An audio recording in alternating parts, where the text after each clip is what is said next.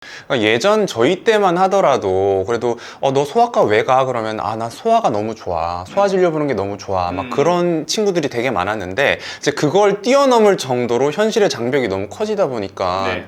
좀 점점 지원을 안 하게 되는 것 같고 너무 안타까운 것 같아요. 소아과 의사가 점점 사라지고 있습니다. 의사 수만 늘린다고 해서 지금 소아과가 이런 상황인데 소아과 지원자가 늘 리는 없을 것 같거든요. 안녕하세요, 닥터 인사이드입니다. 얼마 전에 5세 후두계염 하나가 응급실 뺑뺑이를 돌다가 사망했던 약간 안타까운 사건이 있었는데요. 야간에 소아 응급실에서 진료를 봐줄 의사가 없었거나 아니면 입원할 병실이 없었다고 합니다. 그리고 또 몇 개월 전에 대구에서 한 10대 여학생이 건물에서 추락을 했는데 구급차로 계속 2시간 동안 돌다가 구급차에서 사망을 했었던 안타까운 사건도 있었죠. 근데 또 다른 한편으로는 또 동네 소아과에서 진료를 보려면은 새벽 6시부터 오픈런을 해도 겨우 볼까 말까 하는 그런 현상도 있고, 실제로 저도 소아과 진료를 보면은 기본적으로 한두 시간 정도 기다리는 건 기본인 것 같더라고요. 그만큼 지금 소아과 의사가 부족하다는 현상을 나타내주는 여러 뉴스들인 것 같아요. 그리고 작년에 또 진짜 충격적이었던 게 전공의 지원율이 10%대로 떨어진 적이 있었습니다. 10%면 거의 없다라고 보는 게 맞을 겁니다. 거의 지방대의 소아과는 거의 전멸이라고 보시면 돼요. 한 명도 지원자가 없었습니다. 이게 얼마나 낮은 수치냐면 저희가 비인기과로 잘 알려져 있는 뭐 흉부외과, 외과, 비뇨기과, 뭐 산부인과 이런 데보다도 훨씬 낮은 지원율이고요. 이대로 가다 보면은 아마 소아과가 존폐 기로에 서게 될 것 같습니다. 네, 실제로 그 개원 소아과 의사들 위주로 구성된 대한소아청소년과 의사회에서는 얼마 전에 폐과 선언을 언론에 한 적도 있었습니다. 필수 진료과, 그 중에서도 메이저과인 소아청소년과가 어쩌다가 이 지경에 이르렀는지 의사인 저희들의 생각을 한번 얘기해보는 시간 가져보도록 하겠습니다. 주로 개원을 많이 하는 피부 미용이나 뭐 통증 같은 병원들과는 다르게요, 소아과는 국가에서 정해진 돈만 받아야 되는, 거의 대부분이 건강보험 적용을 받는 진료만 볼 수 있는 과예요. 요즘 소아과에 환자가 미어 터지니까 소아과 의사들 그야말로 떼돈 버는 거 아니냐 이렇게 생각하시는 분들이 많이 계실 것 같은데요. 소아과 같은 경우는 성인 환자에 비해서 들어가는 노력이라고 해야 되나요? 그게 2배 이상 힘듭니다. 맞아요. 근데 받을 수 있는 돈은 사실 성인 환자 한 명보다 훨씬 적어요. 제가 사실 아기 진료 보면은 내는 돈이 약값보다 적거든요. 제가 어떨 땐 몇백 원일 때가 있어요. 이걸 보면서 어떻게 소아과에서 돈을 버지? 이런 생각이 든 적이 꽤 많았거든요. 재진 보면은 싸게는 뭐 한 500원? 500원 맞아요. 이렇게만 내기 때문에 그러니까 왜냐하면 또 보호자분들은 물어볼 거 되게 많고 또 얼마나 또 아기니까 신경이 많이 쓰이겠어요. 근데 받을 수 있는 진료비가 물론 뭐 정부에서 받는 것도 있겠지만 몇백 원밖에 안 되는 게 너무 안타까운 현실이죠. 맞습니다. 대학병원에서도요, 이런 상황은 똑같이 적용됩니다. 소아과는 만년 적자과예요. 정부에서 정해놓은 그런 급여 돈만 받아야 되다 보니까 뭐 다른 비급여로 메꿀 수 있는 구조도 아니거든요. 그나마 그동안은 소아과 레지던트에 대한 인건비를 정말 이렇게 싸게 뿌려쳐서 그 유지를 하고 있었는데, 그마저도 지금 지원자가 없다 보니까 남아있는 사람들이 거의 약간 독박 쓰듯이 일을 하고 계신 거예요, 지금도. 그래도 다른 인기과, 예를 들어서 뭐 정형외과나 이런 과들은 아무리 대학병원에서의 트레이닝이 힘들더라도 나갔을 때 그 경제적 보상이라든가 훨씬 대우가 좋기 때문에 버틸 수가 있거든요. 소아과는 그것도 아니기 때문에 지원을 안 하는 거죠, 당연히. 그러니까 예전 저희 때만 하더라도 그래도 너 소아과 왜 가? 그러면 나 소아가 너무 좋아. 소아 진료 보는 게 너무 좋아. 막 그런 친구들이 되게 많았는데 이제 그걸 뛰어넘을 정도로 현실의 장벽이 너무 커지다 보니까 좀 점점 지원을 안 하게 되는 것 같고 너무 안타까운 것 같아요. 맞습니다. 소아는 아픔을 말로 표현할 수가 없잖아요. 그러니까 이거를 다 소아과 의사가 보호자와 소통을 해서 알아내거나 아니면 소아를 실제로 신체 진찰을 하거나 하면서 진료를 봐야 되는데, 말이 안 통하다 보니까 상당히 커뮤니케이션에 어려움도 있고, 그리고 애들은 의사를 기본적으로 무서워하기 때문에 엄청 난리치잖아요. 이명 생긴 친구도 있더라고요. 실제로 그래요. 소아과 친구들 중에. 그리고 이거 붙잡아야 되는데 보호자분들도 애가 아플까봐 살살 붙잡으세요. 맞아. 그러면 이것도 옆에 있는 간호사랑 소아과 의사랑 다 힘줘서 막 너무 힘든 진료입니다, 사실. 그러다 보니까 이 한 명 한 명에 대한 체력 소모가 상당히 심하다고 해요. 방금도 설명드렸지만 박리담회를 해야 되는 구조인데 이 혹시나 아기 한 명이라도 잘못되면은 정말 큰 일이 벌어지기 때문에 정말 예민해질 수밖에 없다고 합니다. 저는 아직 육아를 하지 않지만 어떤 소아과 선생님의 말을 빌리자면 애가 30년 동안 크지 않고 그 에너지를 계속 받아야 된다고 상상을 해보시면 돼요. 30년 동안 애가 안 큰다고요? 안 크고 그대로. 저희가 보통 육아를 하게 되면 언젠간 끝이 올 거야 라는 생각으로 하거든요. 네네. 근데 그 본인의 평생 동안 애가 안 크고 계속 똑같은 애를 보는 거잖아요. 그렇죠. 30년간. 저는 못할 것 같습니다. 그러니까요. 저는 아직 해보지 않았는데 인턴 때 겪은 것만 해도 저는 상상이 어느 정도는 되더라고요. 정말 공감이 되는 그런 비유였네요.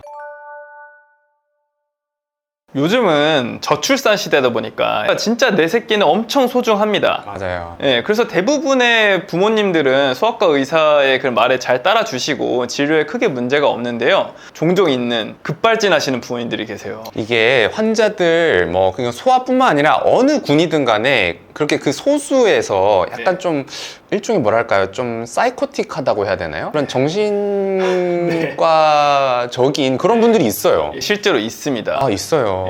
근데 이런 분들에 의해서 개원 소아과는 진짜 망하는 경우가 많이 생겨요. 그러니까 예를 들어서 맘카페에 진짜 온갖 비방글을 막 쓴다거나 아니면 손해배상 청구를 하는 거죠. 그러니까 이 의사가 정말 진료를 잘 보는데 그 100명 진료 잘 봐도 그 한 명의 일종의 진상 보호자를 만나면 그게 맘카페에 뭔가 마치 일반화처럼 되면서 정말 망하는 경우가 많다고 합니다.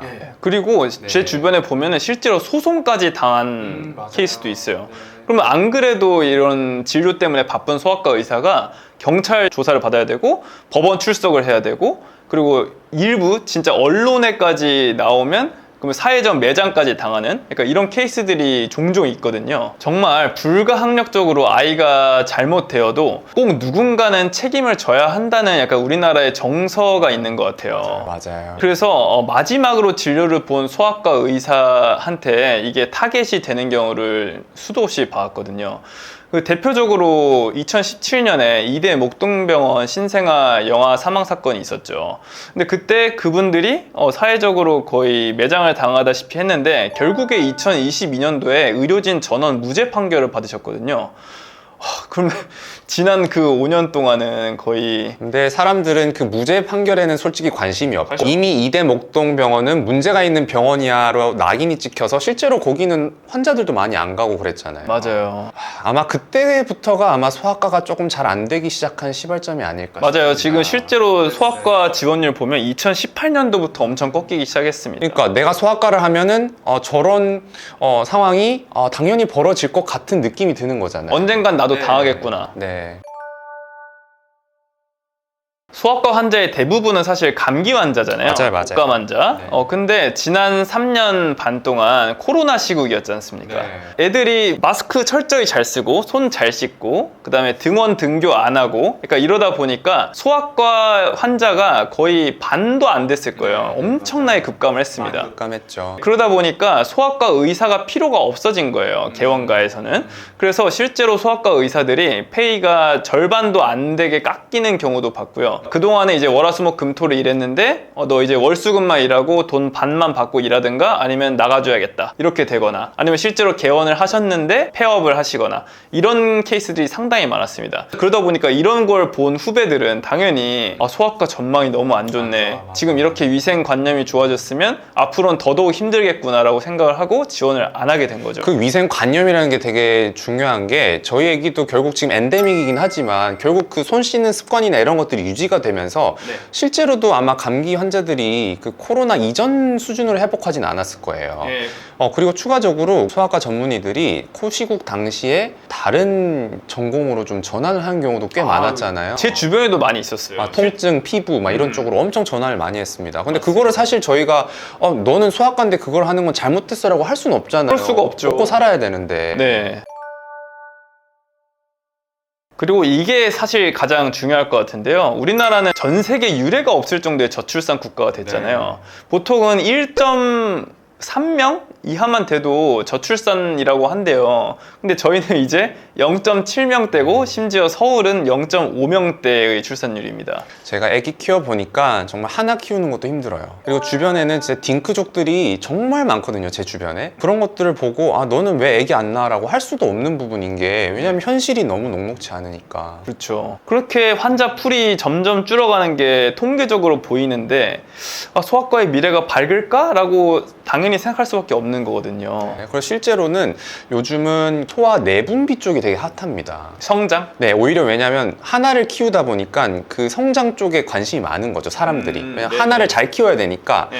어떻게든 키를 좀 키우려고 하고 이런 네. 부분들이 있고, 그 다음에 소아 내분비 쪽은 상대적으로 비급여인 부분이 많기 때문에 이 좀 안타까운 현실이죠. 어떻게 보면 우리의 핵심 의료들은 점점 외면시되고 그런 약간 외적인 거, 성장, 심리 상담. 그런 게 좀 핫해지다 보니까 좀 문제가 있는 것 같습니다. 문제가 심각합니다. 지금까지 설명드린 이런 여러 가지 복합적인 이유들로 인해서 소아과 의사가 점점 사라지고 있습니다. 의사 수만 늘린다고 해서 지금 소아과가 이런 상황인데 소아과 지원자가 늘 리는 없을 것 같거든요. 지금이라도 소아과에 대한 파격적인 대우가 새롭게 생기거나 이러지 않는 이상 10년 후에는 진짜 우리 아이들이 아예 치료를 못 보는 상황이 올 수도 있을 것 같습니다.